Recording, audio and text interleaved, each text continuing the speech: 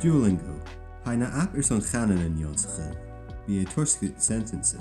Stalum brachend gemoord. An oosjen fim tu etter henkige gejiene. Na chi fiske ma hai kjarst. No kjar. Ugh. Hasik mi hinet Gaelic Jonsache le Duolingo, agus famir san fain mach barch me yen. Mar sin vriend mi ri Marston Machiavelli agus Joan Nicholinian a rein opa de chursa.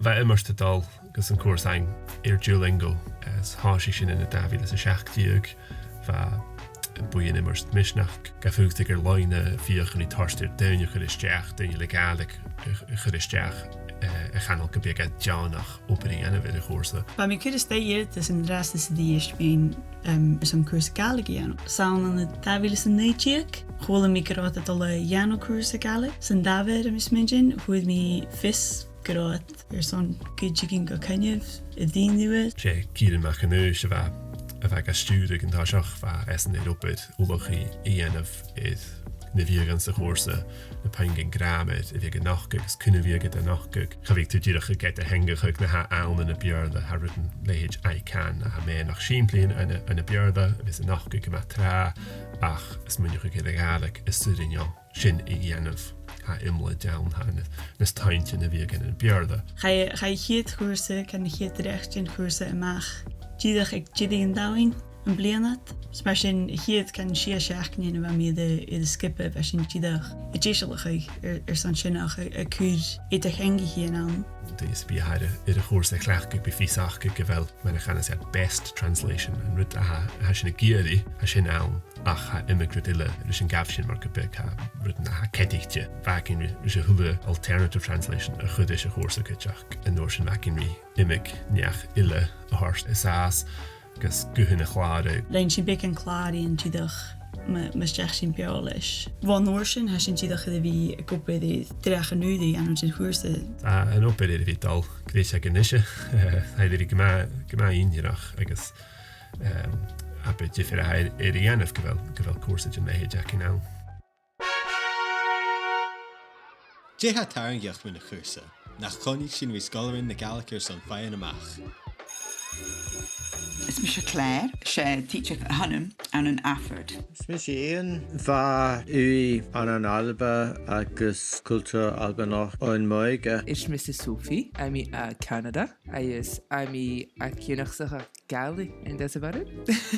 I started learning Gaelic in 2017. My long-term partner is from the Isle of Lewis. He was speaking with his mom on the phone, and I'm very nosy, so I wanted to understand what he was saying. Als ik me maar torgunje elle ik aum relatie tro Duolingo va ui acum riev aun een Gaelic ach haro ach bekan gorison aun. Hami gynsach le Duolingo fat 3 bliane an ish. Shanish me an Joas Gaelic in 12 weeks on David Sochchig. Ach va uas dorif va mo vaheth ac Jonsachog Polnish le Duolingo agus va I Ovolag Duolingo agus Mashin Hoshik me Duolingo. I've been using Duolingo I think in 2019 or 20. It's been very useful to be honest with you. For me Duolingo just having to type or say the good words or find translations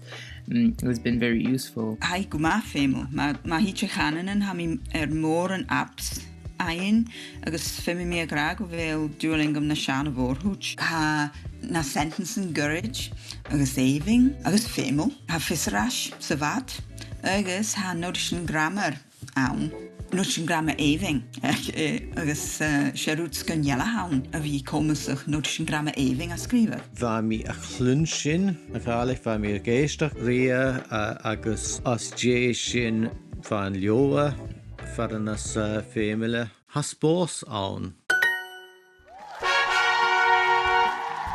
Ich mi bentate aansen rug. Ha mi aansen G ke ha mi touched. Ha toirtin a chursa cairn fuin agus éiven. Ha an duine agad cho ráwad a bhórach.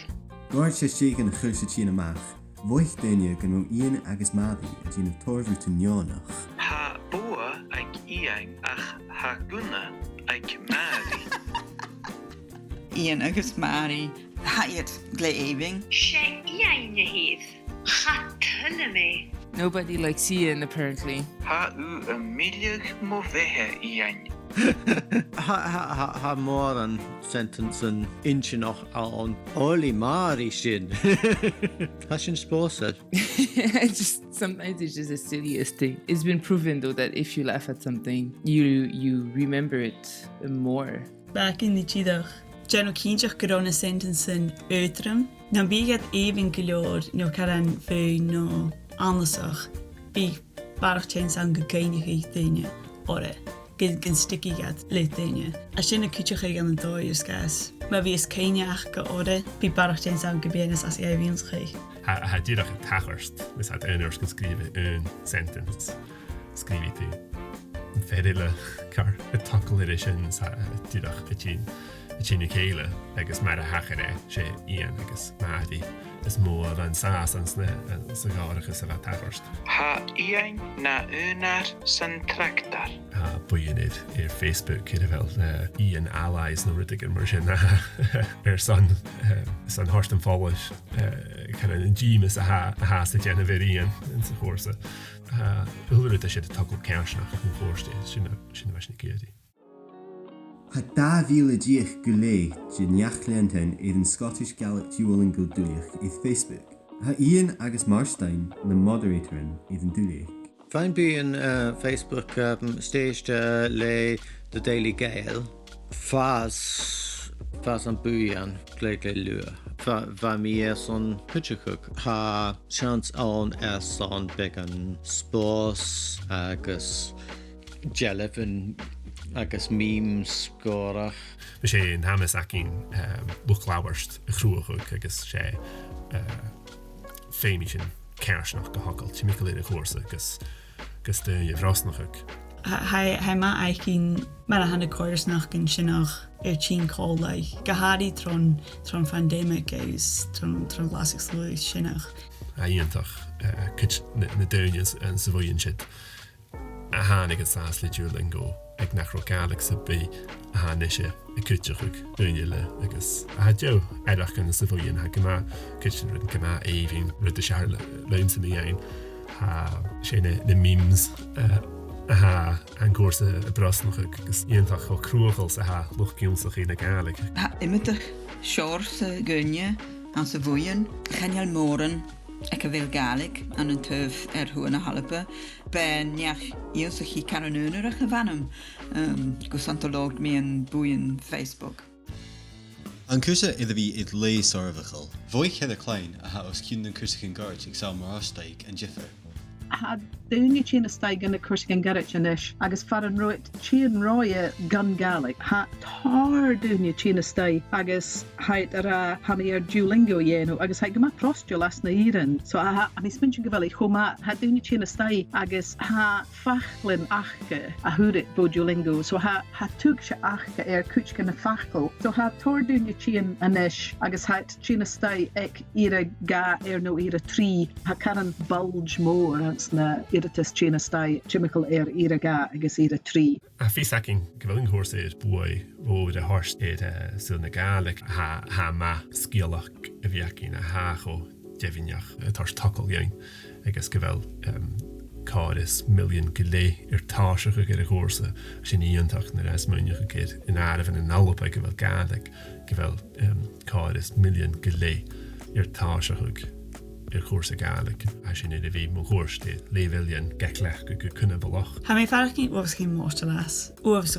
chi'n mostal. Na ha dy unie iddo chwrs y ianw eis na ha Gaelic i'n sych eich chili gydash yn y Gaelic. Fiws dynia ag y fel Gaelic sa chidach stoch yn achor corym ach dol tro ffilm trwy mynd y Gaelic eis mar sy'n cadwyrad corym skrieg nio leeg ein as Alex hat in ist gions reich sinach. Gaan er in jo ische tidach.